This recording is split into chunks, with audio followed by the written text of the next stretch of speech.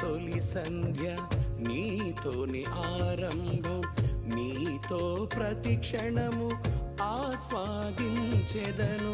జీవనమలి సంధ్య నీతోని సహవాసం, కలనైన మరువను నీ సహచర్యము. సర్వాధికారియు నిరంతర స్తోత్రార్హుడు యేసుక్రీస్తు ప్రభువారి ప్రశస్త నామములో ఉదయకాలపు వర్తమానాల కొరకు ఎదురు చూస్తున్న మీ అందరికీ ఇమాన్యుయల్ మినిస్ట్రీస్ తరపున మా శుభాభివందనాలు తెలియచేస్తున్నాను.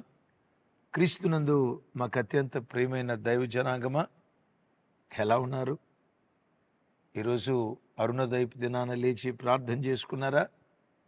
కనీసం 2-3 అధ్యాయులైన దేవుని వాక్యాన్ని చదువుకున్నారా? తమ్ముడు, చెల్లి, మిమ్మల్ని ఈరోజు అరుణోదయపు దినాన మీ కంఠధ్వని దేవునికి వినిపించారా? ఎంతమంది ఉదయకాలం లేచి ప్రార్థన చేసుకున్నారో అనేకులు పురికొల్పబడినట్లుగా ఈ అరుణోదయపు దినాన్ని లేచి ప్రార్థన చేసుకున్న వారు కింద కామెంట్ బాక్స్లో రాయండి. ఇంకా ప్రార్థన చేసుకోకుండా నిర్లక్ష్యంగా ఉన్న చెల్లి, తమ్ముడా, ప్రార్థన చేసుకోకుండా ఉదయకాలం దేవునితో గడపకుండా గడప దాటి బయటికి వెళ్ళొద్దని ప్రేమతో మీ అన్నగా, మీ సహోదరునిగా బ్రతిమలాడుకుంటూ ఉన్నాను. ఈరోజు రాత్రి తప్పకుండా కుటుంబంలో కుటుంబ ఆరాధన జరిగించుకోండి. అలాగే రాగల దినాల్లో ఆయా స్థలాల్లో జరగబోతున్న మీటింగ్స్ ఇమాన్యుయల్ మినిస్ట్రీస్ ద్వారా, అలాగే కొంతమంది ఏర్పాటు చేసిన కోటాల్లో దేవుని వాక్యం చెప్పడానికి నేను రాబోతూ ఉన్నాను. ఈరోజు రేపు కర్ణాటక రాష్ట్రం గంగావతి దగ్గర 2 రోజులు మీటింగ్కి నేను గంగావతి వస్తూ ఉన్నాను. ఆ పరిసర ప్రాంతాల్లో ఉన్న ప్రజలందరినీ ప్రేమపూర్వకంగా ఆహ్వానిస్తున్నాం. 20, 21 అనగా గురు శుక్రవారాలు. అలాగే వచ్చే వారం 24, 25 తారీఖులు నర్సాపూర్ వస్తూ ఉన్నాను. 26వ తారీఖు పగటి పూట మందిరంలో కుటుంబ క్షేమం కొరకై ఉపవాస ప్రార్థన, ప్రత్యేక ఉపవాస ప్రార్థన. 26వ తారీఖు రాత్రి బెంగళూరులో మీటింగ్ ఉంది. 27వ తారీఖు ఖమ్మంలో మీటింగ్ ఉంది. ప్రార్థించండి, పాలు పంపులు పొందండి. మరి ప్రాముఖ్యంగా మార్చి నెల 3, 4, 5 తారీఖుల్లో జహీరాబాదులో 3 దినాలు సువార్త సభలున్నాయి. ప్రార్థించండి. ఎరిగిన వాళ్ళందరికీ ఇది షేర్ చేయగలరని ప్రేమతో మీ అందరికీ మనవి చేస్తూ ఉన్నాను. మంచిది. ఈ దినం పరిశుద్ధాత్మ దేవుడు మన ఒక్కొక్కరి కొరకు సిద్ధపరిచిన ఓ దివ్యమైనటువంటి సందేశం, మిమ్మును మనందరినీ బ్రతికించే సందేశం, గుండెల్లో నిరీక్షణను కలుగు చేసే ఓ దివ్యమైన వర్తమానం. రండి ధ్యానించుదాం. యెషయా గ్రంథం 11వ అధ్యాయం 10వ వచనం. ఆ దినమున ప్రజలకు ధ్వజముగా నిలుచుచుండు యెషయి వేరు చిగురునొద్ద జనములు విచారణ చేయుదురు. విన్నారా? యెషయి వేరు చిగురునొద్ద విచారణ చేస్తారు. ఆ వేరు చిగురు తనను విచారణ చేసిన ప్రజల జీవితాల్లో ధ్వజంగా నిలుస్తుంది అని యెషయి భక్తుడు ఓ దివ్యమైన ప్రవచనం చెప్తారు. యెషయి వేరు చిగురు. ఎవరా యెషయి వేరు చిగురు? ఎస్, మన ఆరాధ్య దైవం ప్రభు అయిన యేసుక్రీస్తు వారు. యేసుక్రీస్తు వారిని దేవుని వాక్యం చిగురుతో పోల్చింది. ఎందుకు యేసుక్రీస్తుని చిగురుతో పోలుస్తారు?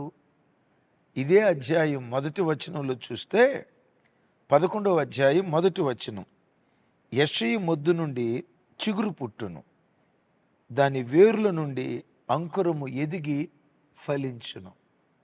యెషయి మొద్దు నుండి చిగురు పుట్టును.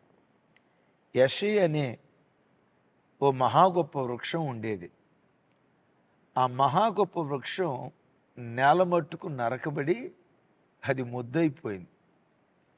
చూసిన వాళ్ళంతా ఒకప్పుడు ఎంత పెద్ద చెట్టు ఉండేదిరా, ఇక్కడ ఎంత గొప్ప మహావృక్షం ఉండేదిరా, ఎన్ని ఆకాశ పక్షులు దీని నీడన విశ్రమించాయోరా.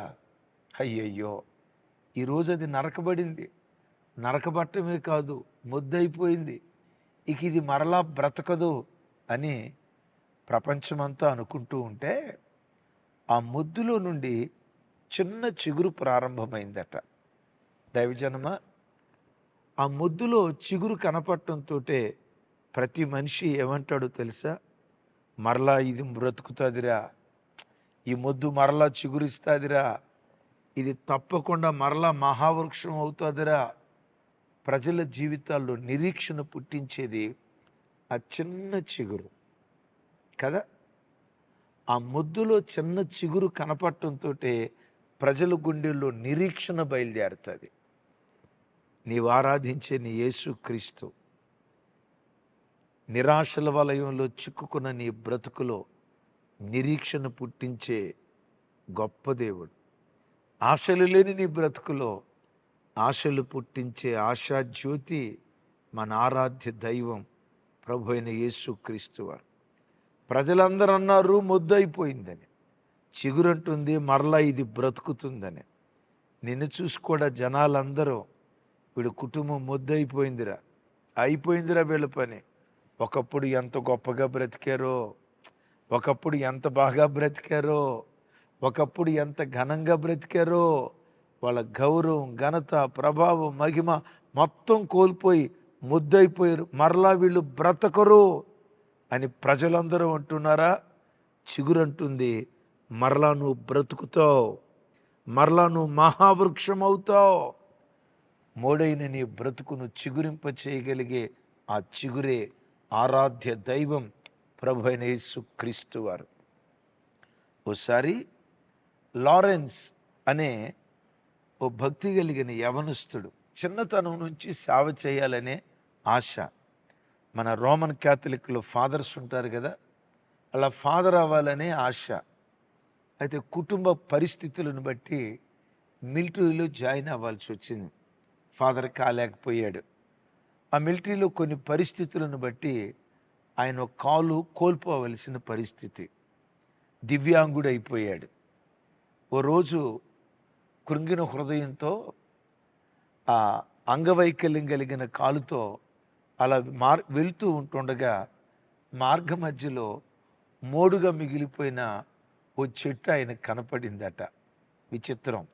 ఆ చెట్టు దగ్గర నిలవబడి ఆ చెట్టు వైపు తదేకంగా చూస్తూ, చెట్ట, నీవెలా మూడైపోయావో నా బ్రతుకు కూడా మూడైపోయింది.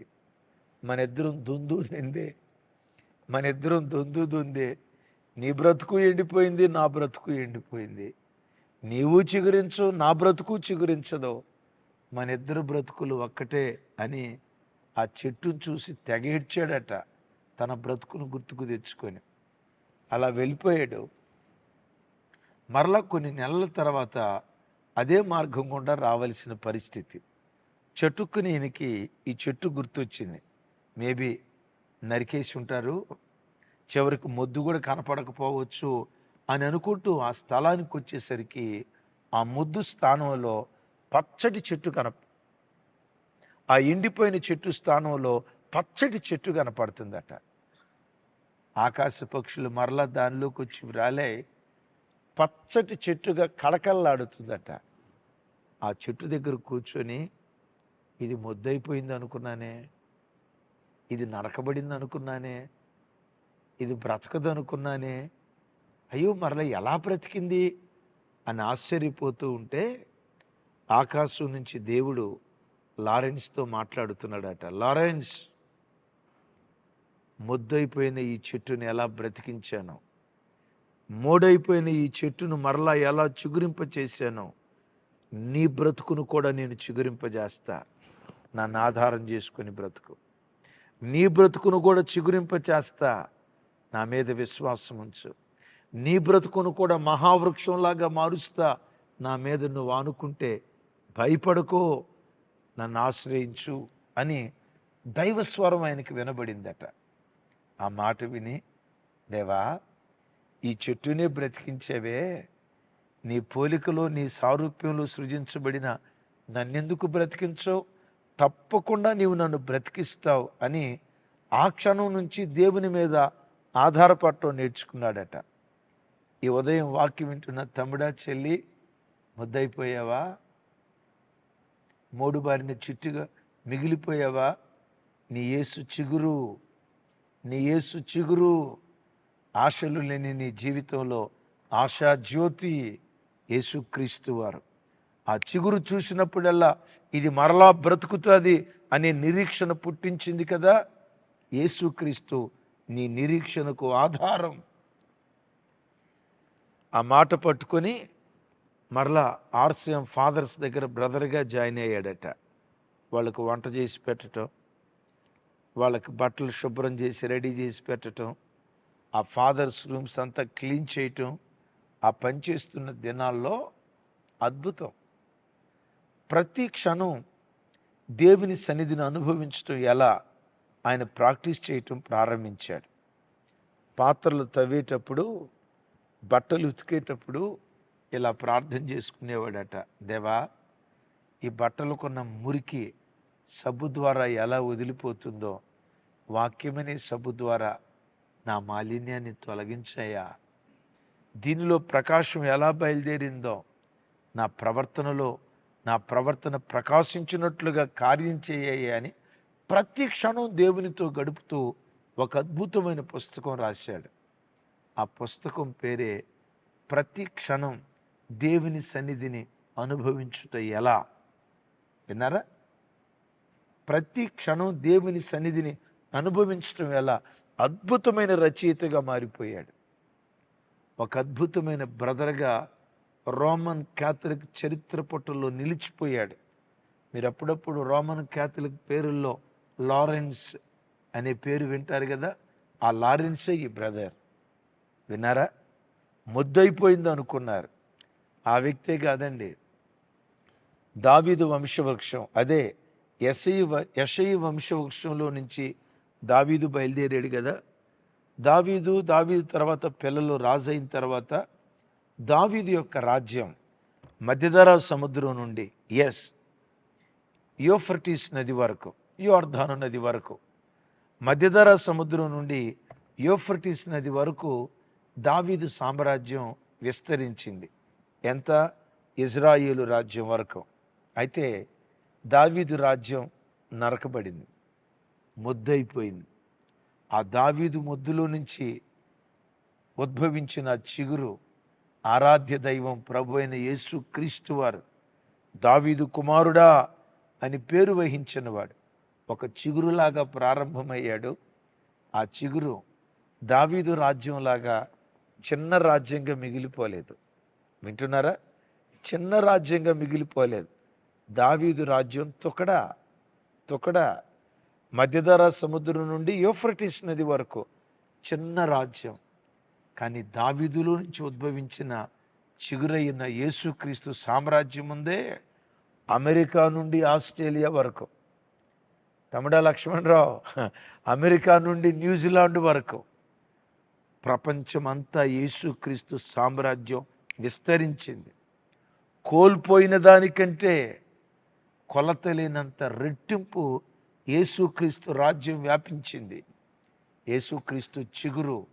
తమ్ముడు, నువ్వు కోల్పోయిన ప్రభావం కంటే, నువ్వు కోల్పోయిన ఘనత కంటే, నువ్వు కోల్పోయిన మహిమ కంటే, నువ్వు కోల్పోయిన విలువ కంటే, నువ్వు కోల్పోయిన ఆశీర్వాదం కంటే, నువ్వు కోల్పోయిన పరువు ప్రతిష్టల కంటే మించిన పరువు ప్రతిష్ట, మించిన ఘనత, మించిన ఆశీర్వాదం నిశ్చయంగా దేవుడు నీ ఒడిలో కొమ్మరించునుగాక.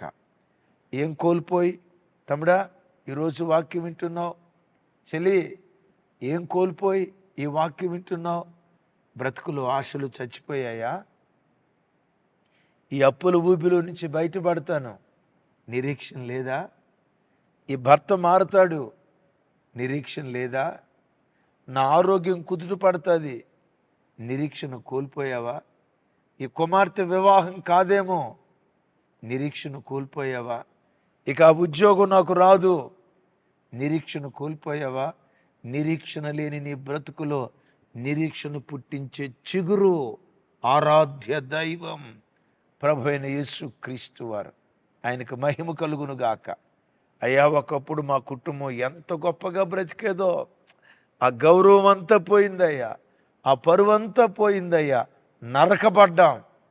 తమ్ముడా, నువ్వు నరకబడటమే కాదు, యెషయి కుటుంబం నరకబడింది. నరకబడిన చెట్టును నరకబడిన స్థితిలోనే దేవుడు ఉంచాడా? చిగురు ప్రారంభం కాలేదా? నీ బ్రతుకులో కూడా చిగురు ప్రారంభం. తమ్ముడు, ఎక్కడుండి వాక్యం వింటున్నావో, చెల్లి ఎక్కడుండి వాక్యం వింటున్నావో, నీ బ్రతుకుల్లో కూడా చిగురు చిగురు చిగురు ఉద్భవించబోతుంది. నిరీక్షణ పుట్టబోతుంది. కోల్పోయిన దానికంటే మించిన ప్రభావం, మించిన ప్రభావం నా దేవుడు నీకు అనుగ్రహించునుగాక. ఆమేన్. అయితే మన బ్రతుకులో చేయాల్సింది, ఈ చిగురు మరలా బ్రతికించేది మాత్రమే కాదు. ఇక్కడ ఏమంటాడు? ఆ దినమున జనులు ధ్వజముగా నిలుచుచుండు చిగురునొద్ద విచారణ చేయుదురు. ఈ చిగురు ఏం చేస్తట? ధ్వజముగా నిలుస్తుందట. ధ్వజము అంటే జై జెండా, బ్యానర్ అని అర్థం. ఇప్పుడు వరల్డ్ కప్ క్రికెట్ మ్యాచ్ జరిగిందండి. ఓ 15 జట్లు 20 జట్లు ఆడతాయి. ఫైనల్ డే రోజు 2 జట్లు, ఆ 2 జట్లు ఒకరు విజేత అవుతారు కదా. విజేతగా నిలిచిన ఆ జట్టు యొక్క దేశపు జాతీయ జెండా ఆ మైదానం అంతా రెపరెపలాడుతుంది. ఒలింపిక్ గేమ్స్లో గెలిచిన ఆ దేశపు జాతీయ జెండా రెపరెపలాడుతుంది. ఏ జెండా రెపరెపలాడిద్దాయి అంటే జయాన్ని పొందిన వారి జెండా. ఈ చిగురు ఎవరో తెలుసా? నిన్ను చిగురింప చేసేవాడు మాత్రమే కాదు, కోల్పోయిన దాన్ని నీకు ఇచ్చేవాడు మాత్రమే కాదు, వాటికి మించి నీ బ్రతుకులో, నీ జీవితంలో ధ్వజముగా నిలిచేవాడు. అంటే నిన్ను గెలిపించేదేవాడు. ఆమేన్. ఎక్కడ ఓడిపోయావు? ఏ రంగంలో ఓడిపోయావు? అపోస్తలుడైన పౌలు వారు అంటారు కదా, ఎటు పోయినా జయోత్సవంతో ఊరేగించుచున్న దేవునికి స్తోత్రం కలుగునుగాక అంటాడు. ఎవరు? యేసు ధ్వజముగా నిలిచేవాడు, నిన్ను గెలిపించేవాడు, నీ గెలుపును తన గెలుపుగా ఎంచేవాడు. యేసు నామం పేరిట తమ్ముడు, చెల్లి, ఈరోజు ఏ పని నిమిత్తం వెళ్తున్నావో ఆ పనిలో దేవుడు నీకు విజయాన్ని ఇచ్చునుగాక. నువ్వు తలపెట్టిన ప్రయత్నాలలో దేవుడు జయాన్ని ఇచ్చునుగాక. నీ చేతులతో ఏ వ్యాపారాన్ని ప్రారంభించబోతున్నావో ఆ వ్యాపారంలో దేవుడు నిశ్చయంగా నీకు జయమిచ్చునుగాక. ఏ పని ప్రారంభించాలనే ఆలోచనతో ఆ పని ప్రారంభించావో, అది గృహ నిర్మాణమే కావచ్చు, వ్యాపార ప్రారంభమే కావచ్చు, ఓ కంపెనీ ప్రారంభమే కావచ్చు, ఓ కాంపిటేటివ్ ఎగ్జామ్ కోసం నువ్వు అడుగుపెట్టు.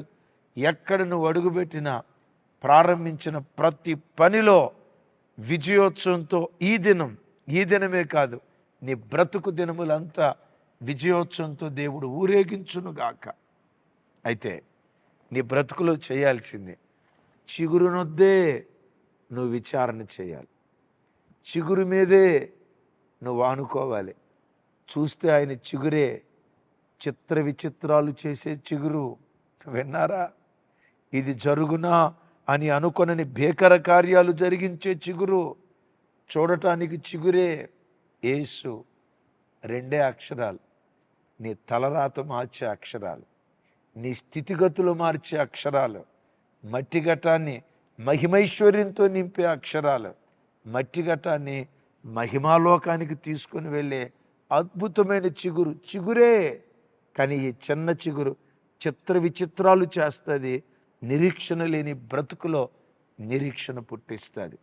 ఈరోజు దేవుడు నీ బ్రతుకులో ఈ కార్యాలు చేయనట్లుగా, నంబర్ 1 నిరీక్షణ పుట్టించేవాడు, నంబర్ 2 చిగురింప చేసేవాడు, నంబర్ 3 కోల్పోయిన దానికంటే కొలతలేనంత ప్రభావాన్ని ఇచ్చేవాడు, ఆఖరిది ధ్వజముగా నిన్ను నిలిపేవాడు. ఈ 4 ఆశీర్వాదాలు ఈ దినం దేవుడు మనకు అనుగ్రహించినట్లుగా ఓ చిన్న ప్రార్థన చేస్తాను. ఏకీభవిస్తారా? సర్వశక్తి గల తండ్రి, ఈ దినం మాతో మీరు మాట్లాడిన మాటలకై స్తోత్రాలు. కొందరి బ్రతుకులు నరకబడ్డాయ్యా. ఒకప్పుడు బాగా బ్రతికి ఇప్పుడు సర్వం కోల్పోయిన స్థితిలో, కృంగిన స్థితిలో అల్లాడుతూ ఈ వాక్యం వింటున్నారు. ఏ బిడ్డ కన్నీళ్లు విడుస్తూ ఈ వాక్యం వింటున్నారో ముద్దులు మరలా చిగురించాలి, వాటిలో మరలా చిగురు పుట్టాలి.